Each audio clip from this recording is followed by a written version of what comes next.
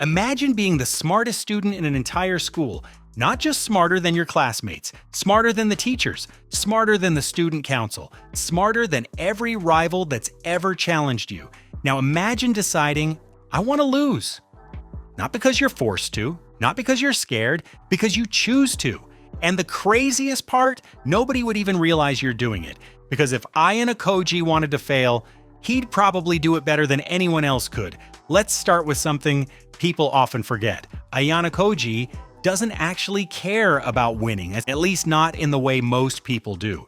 Throughout Classroom of the Elite, he constantly hides his abilities. He intentionally scores average marks, lets other people take credit, he avoids attention whenever possible. Most geniuses want recognition. Ayanakoji treats recognition like it's a disease. His real goal has always been freedom. Freedom from expectations, or freedom from the White Room, freedom from his father. And that's what makes this timeline interesting. Because what if one day he reached a terrifying conclusion? What if winning wasn't bringing him any closer to freedom? Imagine this. Every exam, every strategy, every victory, every manipulation, he keeps winning. But no matter what happens, his father still watches from the shadows.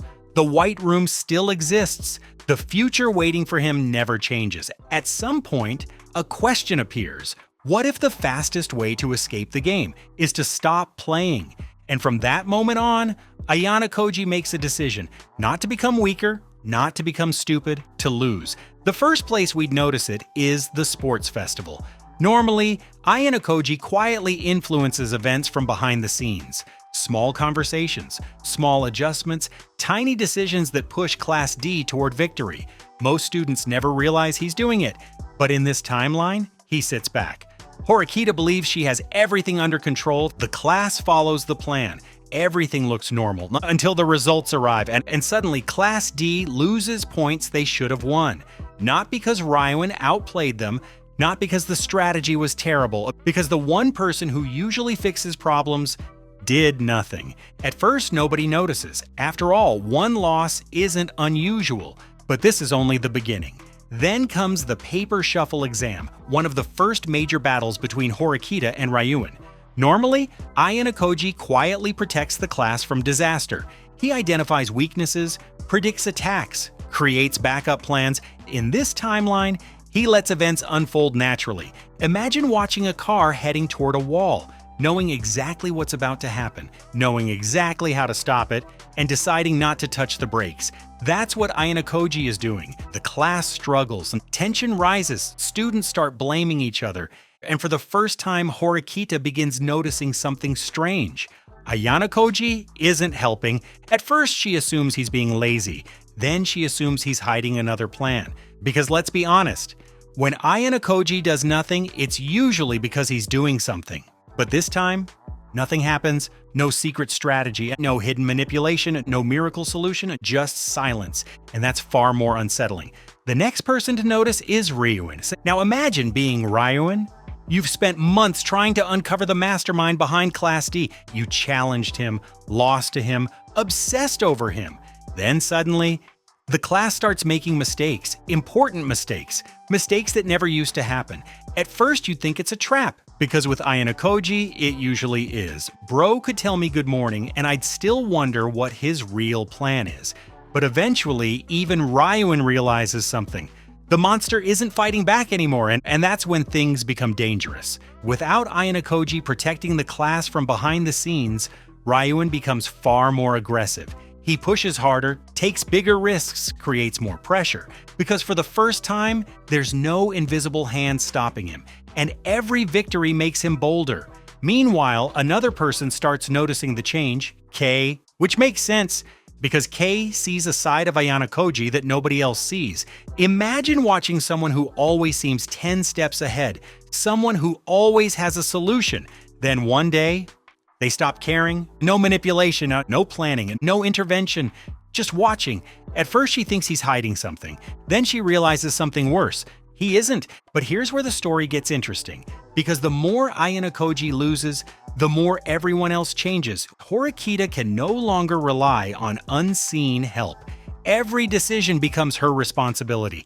Every mistake becomes hers. She starts growing faster than she ever did before. Not because Ayanakoji guided her, because he didn't. Even Ryuin changes. Without Ayanakoji constantly standing in his way, he starts focusing on larger goals, larger threats, larger ambitions. The entire balance of the school begins shifting. And for the first time, nobody knows where things are heading, not even the audience. Then comes Sakayanagi, and this is where everything falls apart, because unlike everyone else, Sakayanagi understands Ayanakoji better than almost anyone. She spent years trying to challenge him, trying to understand him, trying to prove herself against him. Eventually, she notices something impossible. The mistakes are too perfect, the losses are too clean, the timing is too convenient. And suddenly she realizes the truth. Ayanakoji isn't failing. He's choosing to fail. Now imagine being Sakayanagi in that moment. How do you beat someone who's trying to lose? How do you defeat someone who already abandoned victory? Every strategy becomes meaningless. Every competition becomes pointless because the game itself no longer matters to him. And that's terrifying.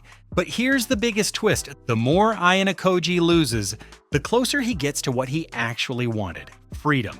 Because the school slowly stops revolving around him, people stop depending on him. Horikita becomes stronger, Kei becomes more independent, the classes adapt. The system continues without him. Ironically, by refusing to control everything, Ayanakoji creates the exact world he was looking for, one where nobody needs him. And that's why I think this is the most dangerous classroom of the elite timeline. Not because Ayanakoji becomes weaker, not because he loses his intelligence, but because he changes his objective. The same genius and the same abilities and the same mind, just aiming at a completely different target. Because if Ayanakoji wanted to win, nobody could stop him. But if Ayanakoji wanted to lose, nobody would even realize it was happening. And honestly, that version of Ayanakoji might be the most terrifying one of all,